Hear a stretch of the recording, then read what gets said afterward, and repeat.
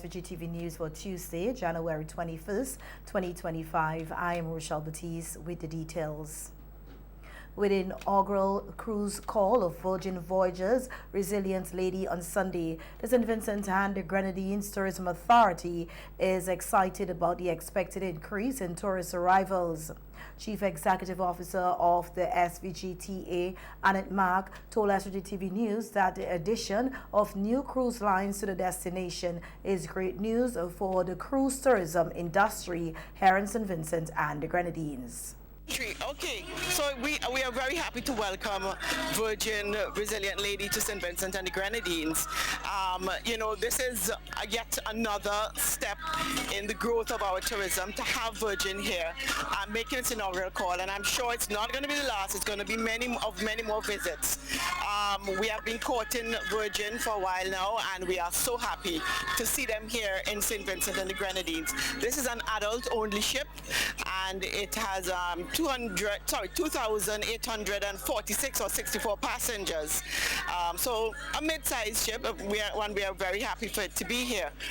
We look forward for the passengers of this cruise and all cruise to enjoy our culture, our people, our food, and just be immersed in a unique experience in St. Vincent and the Grenadines that will bring them back here as stayover visitors. Mark also noted that while the 2024-2025 cruise season has not yet ended, it has already been a record year with 9 inaugural calls. She attributed this success to the extensive efforts made in promoting the destination to tourists. Looking ahead, Mark anticipates another record-breaking season for the 2025-2026 cruise season. 2025, we are still awaiting the cruise calls for 2025, but I will certainly keep you updated, and we do expect that it will be as good and probably better than the 2024 season. So we're looking at the 2025 to 2026. We will get that schedule soon, and the 2024 to 2025 great season, and we do expect to top that in 2025-2026. We have been meeting with the cruise executive, onshore excursion officers and our managers, and we are working with them to bring that experience, that unique Vinci experience to passengers when they come to St. Vincent and the Grenadines. The Agal International Airport AIA was briefly closed last evening following an incident involving American Airlines Flight 909 from Miami.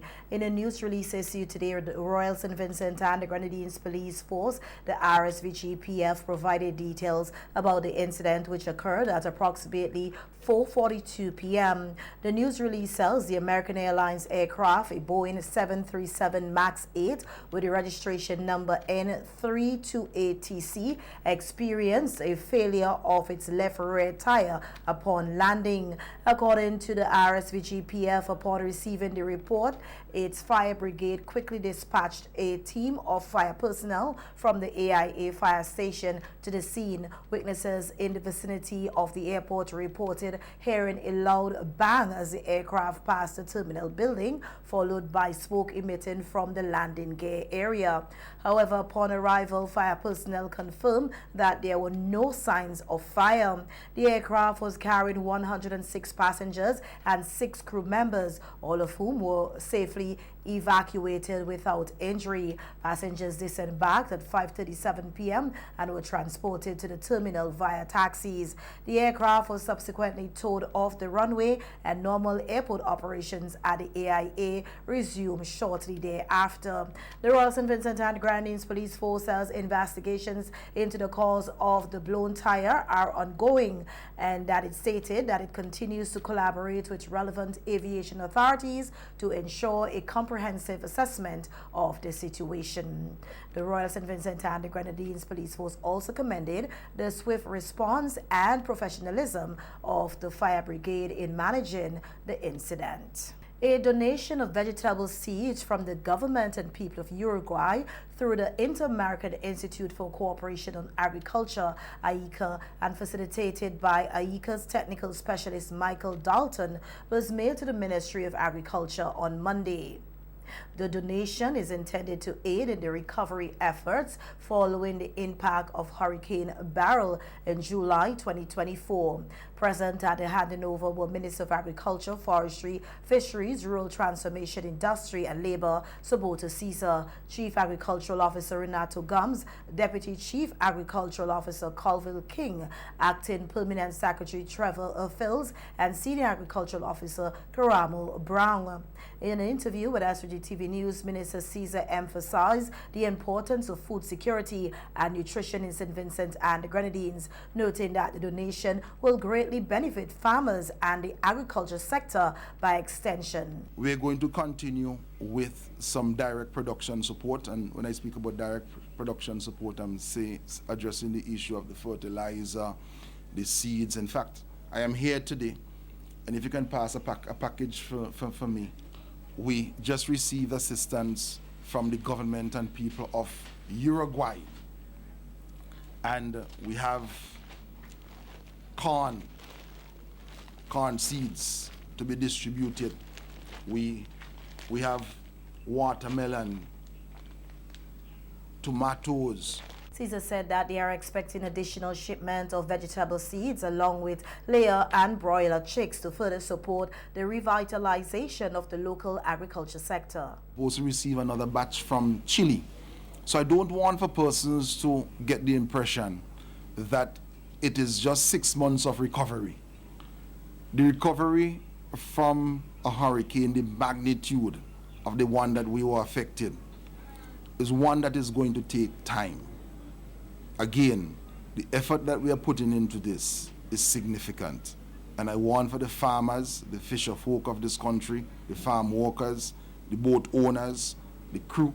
We also have the $27 million UBEC program that we are rolling out. In other local news now, we hear that Carlton CP Hall, winner of the most popular Christmas song award with his song One Man Parang Ban, received the judge's nod for the third consecutive year. Speaking at the prize-giving ceremony on Saturday at the Peace Memorial Hall, CP Hall described the win as a significant achievement. He credited his success to his mother, who taught him 3 guiding principles that he continues to live by. I dedicate this win to my dear mother of blessed memory.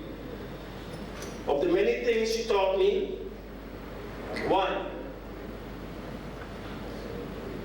no matter how good you think you are in your discipline or your art, I'm fairly okay.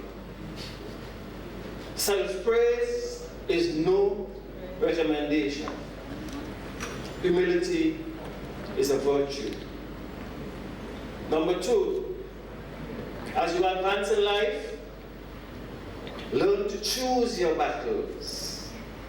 Some battles are just not worth fighting. Third thing she taught me, when life throws you a lemon, you catch it and use it to make lemonade. Hall, who is well known for his contributions to local music, expressed his commitment to the continued development of culture and the arts in St. Vincent and the Grenadines with pride. The other song winners of the most popular Christmas song 2024 competition include 4th place Kevin Siko Shallow, 3rd place tie between Rolly Bowman and Osario Matthews. Several local songs were also played in various communities during the 9 Mornings festival and on local radio. In more local news now, we hear that 6 months after the MV Guidance 2 went missing with 4 persons on board during Hurricane Beryl, a candlelight vigil was held in Canouan last Saturday night to honor Captain Maxwell Burke and his crew. Residents of Canouan say the vessel is deeply missed, and the vigil was held to show solidarity with the families of the missing crew members. Keon Rind, a local resident, shared that the candlelight vigil was held under the theme Only God Knows for a special reason. We say that because we are leaving room for whatever mystery God may have in store. We don't know what has happened, but we just want to say that, we just want to sum it up, wrap it up and say that only God knows, all right? So tonight we are not going to say no condolences, we are not going to say no rest in peace, but we are just going to say, only God knows, because it is only He alone knows, right? Maybe, hopefully, I was telling Heather just this week, what if we are here and MV Guidance 2 shows up? Then only God knows, right? But we don't know what God has in store. We don't know what God had allowed and why He allowed it. But we just want to trust Him.